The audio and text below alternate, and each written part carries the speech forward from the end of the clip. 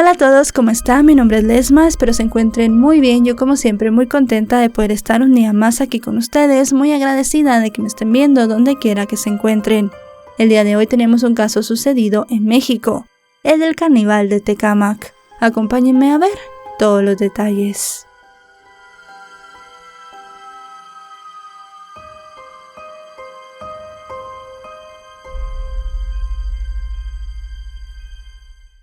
José López Bautista creció en Iztapalapa, al sur de la Ciudad de México, junto a sus padres. Una vez que alcanzó la edad adulta, ingresó a la Policía Federal de la Ciudad de México, que tiene jurisdicción en todo el país. Fue debido a sus labores como policía que conoció a una mujer llamada Esther Alicia Castro Luzanilla, una chica procedente de Cocorit, un pueblo mexicano perteneciente al municipio de Cajeme, ubicado en el sur del estado de Sonora, en la zona del Valle del Yaqui. La pareja era feliz, y aproximadamente 2 años después de haber iniciado su relación sentimental, recibieron la noticia de que serían padres. José, quien vivía con sus progenitores en ese momento, al enterarse del embarazo de Esther, decidió mudarse del hogar familiar para comenzar su propia familia. La pareja estableció su nuevo hogar en el municipio de Tecámac, en el estado de México, en Bosques de los Cipreses, en la unidad habitacional Héroes de Tecámac. En ese lugar, la familia comenzó a criar a su primera hija de nombre Alessandra, y 3 años más tarde recibieron a Loreto, su segunda hija. A la vista de todos los vecinos parecían una familia normal y corriente, aunque sí algunas personas dejaron ver que José tenía algunos rasgos violentos y una personalidad bastante fuerte. También se comentó que la pareja tenía muchas discusiones, especialmente por los celos del hombre hacia su esposa, pero al final, dejando esto de lado, parecían tener una unión muy estable y se les veía muy tranquilos con sus hijas. Pero esta unión y estabilidad familiar terminó de romperse un día que José recibió una llamada de su trabajo. En esta comunicación le dieron la noticia de que lo estaban despidiendo de su puesto en la policía, debido a que había tenido algunas actitudes bastante violentas mientras realizaba sus labores como agente de la ley. Esto hizo que el hombre pusiera una actitud más fea ante su familia, y además de esto, según algunas hipótesis, desde ese momento comenzó a consumir algunos estupefacientes, aunque algunas personas dicen que él ya los consumía antes de su despido. En este punto de la historia, los conflictos familiares y las discusiones entre ellos dos se hicieron más frecuentes. José escaló cada vez más sus niveles de violencia. El despido laboral y las dificultades como familia le causaron graves conflictos emocionales. Bajo el estrés de toda la situación, decidió en el mes de diciembre del año 2017 irse a un retiro espiritual para controlar sus problemas de ira, del cual regresó el 31 de diciembre de ese mismo año.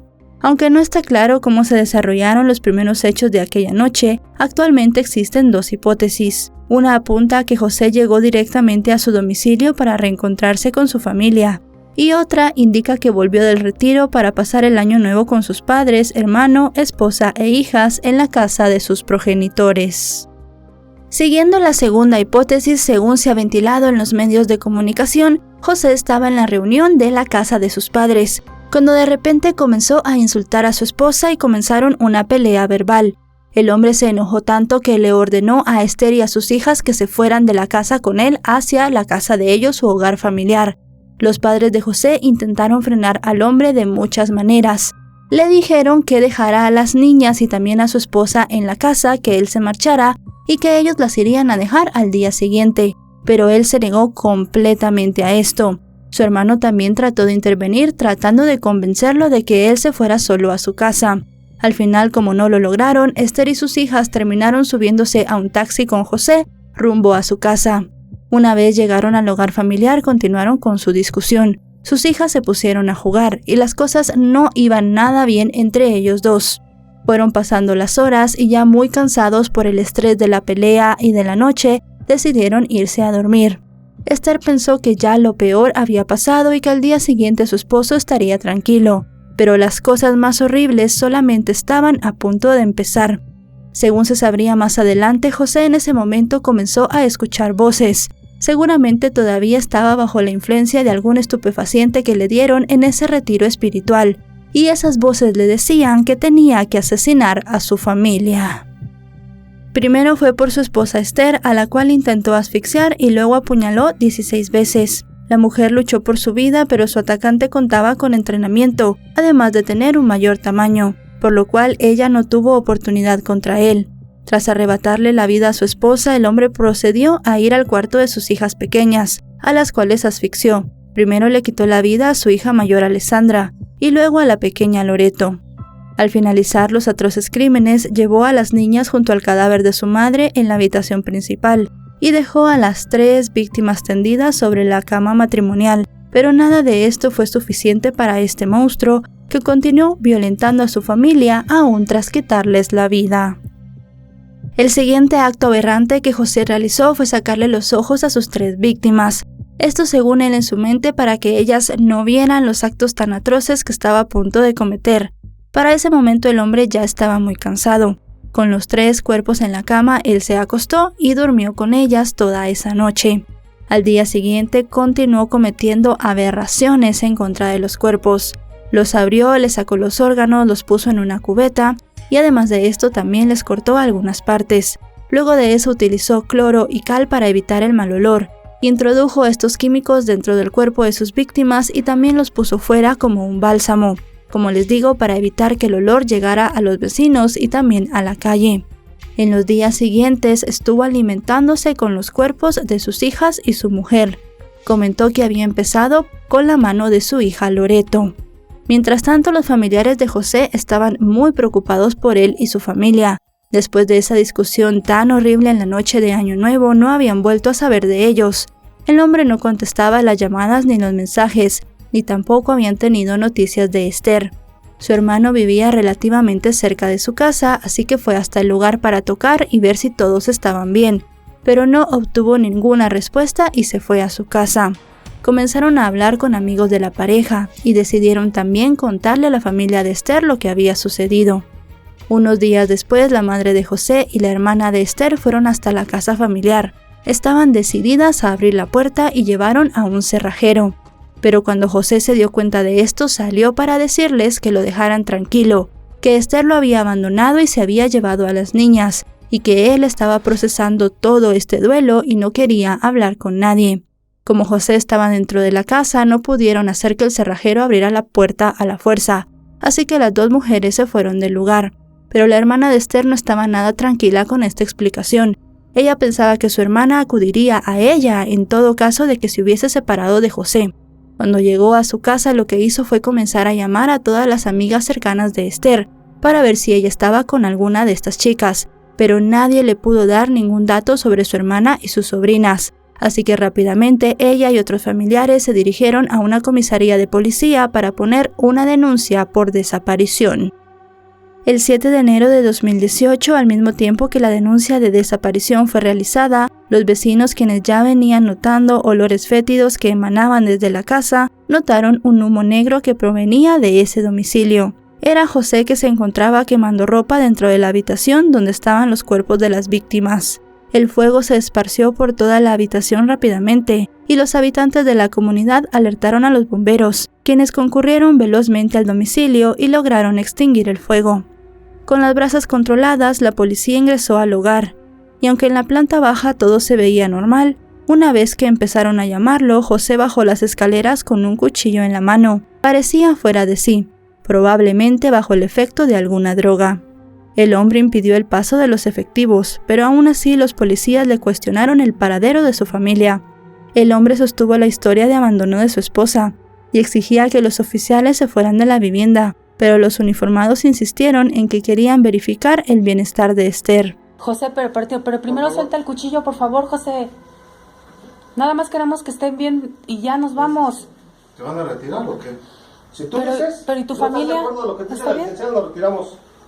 Tú nos abriste, José. Tú tranquilo. Bueno, yo ya les dije, retírense, por favor.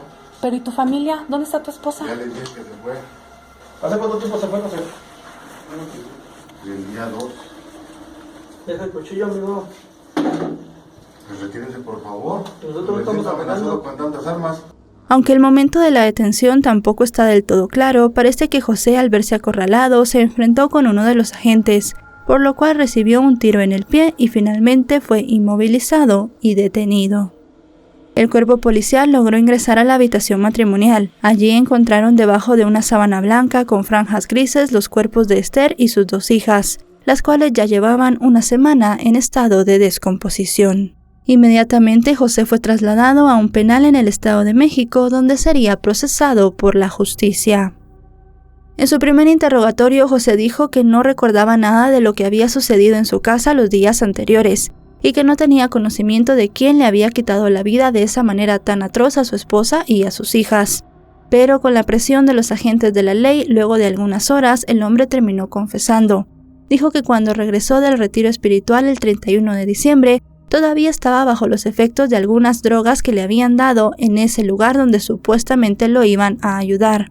Comentó que debido a estas drogas comenzó a escuchar unas voces que él describió como voces de otro mundo, que supuestamente le habían dicho que asesinara a su familia y cometiera ese crimen tan atroz. Poco a poco en los medios de comunicación se fueron dando los detalles de tan horrible crimen, y evidentemente los vecinos de José se enteraron de esto. Nadie podía creer que el ex policía fuese capaz de realizar algo tan horrible. Lo veían como un hombre muy tranquilo y como un padre amoroso. No pensaban que fuese capaz de quitarle la vida a las personas que podía y tenía que proteger. Así que todo el mundo se mostró muy extrañado de esto.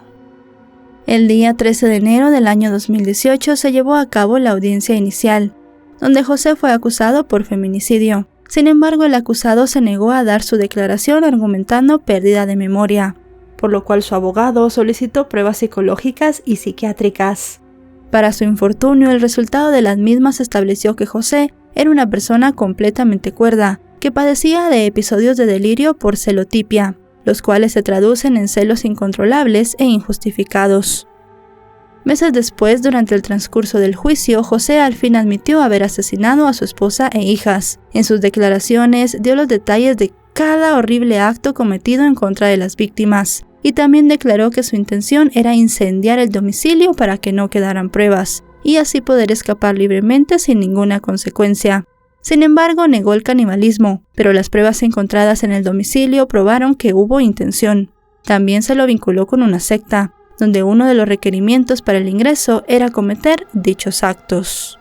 Después de 11 meses y 7 días, la jueza Paola Galicia declaró a José como un hombre mentalmente sano, con la capacidad de diferenciar el bien y el mal. Lo condenó a pasar el resto de su vida en la cárcel, y además tendría que pagar una multa de aproximadamente $50,000, en concepto de reparación de daños. Tanto sus derechos civiles como políticos quedaron suspendidos. Y para terminar, si se preguntan qué pasó con los cuerpos de Esther de 33 años y de sus hijas de 5 y 1 año y medio, estos fueron trasladados a Cocorit para el entierro. Esther se había ido de su tierra natal con esperanza de una familia, amor y prosperidad. Sin embargo, volvió a esta de la peor manera, junto a sus pequeñas en una caja de madera. Este caso se trató de mantener oculto, debido a que se consideraba un desprestigio hacia las fuerzas policiales, ya que para ingresar a este tipo de corporaciones se realizan diferentes estudios psicológicos, que en este caso claramente fallaron. José decidió el trágico destino de su familia, sin importarle la vida que tenía por delante su esposa y sobre todo sus 2 hijas. Pese a que el caso es conocido mundialmente como el caníbal de Tecámac, ninguna fuente oficial afirmó o desmintió este hecho. Con la condena del asesino se puede decir que las víctimas recibieron justicia, y el victimario recibió lo que le correspondía, una vida entre rejas. Sin embargo, para la familia de ambos la pérdida es inmesurable, ya que nada traerá de vuelta a Esther, Alessandra y Loreto. Y bueno, chicos y chicas, hasta aquí el video de hoy. Un caso realmente aterrador, terrible, algo que le pone los pelos de punta a cualquiera. Todo lo que hizo este hombre con su familia es algo completamente aterrador, horrible. En una primera declaración él dijo que en efecto había comido piezas de su familia. Ya en el juicio él negó esto, tal vez buscando una condena más débil de la que pensaba le podían dar. Al final obtuvo una cadena perpetua, así que esto no le ayudó en nada. No se pudo corroborar al 100% tampoco que él comiera partes de su esposa y de sus hijas, porque los cadáveres estaban en descomposición, se dio un incendio en la habitación, pasaron muchas cosas, pero al final todo el mundo se queda con su primera declaración y lo que él le dijo a las autoridades en ese momento. Y como ya sabemos, es conocido en todo el mundo como el caníbal. Si este video les ha parecido informativo, recuerden dejarle un me gusta, recuerden suscribirse si no lo están, Actualizo 3 o 4 veces por semana y si están suscritos les llegará una notificación cada vez que yo suba un video. También me pueden seguir en mis otras redes sociales, subo igual este tipo de contenido, casos diferentes. Tengo Facebook, Twitter, Instagram y TikTok, me encuentran en todas las redes como LesmaVR. Ahora sí, nos vemos hasta otro caso. Adiós.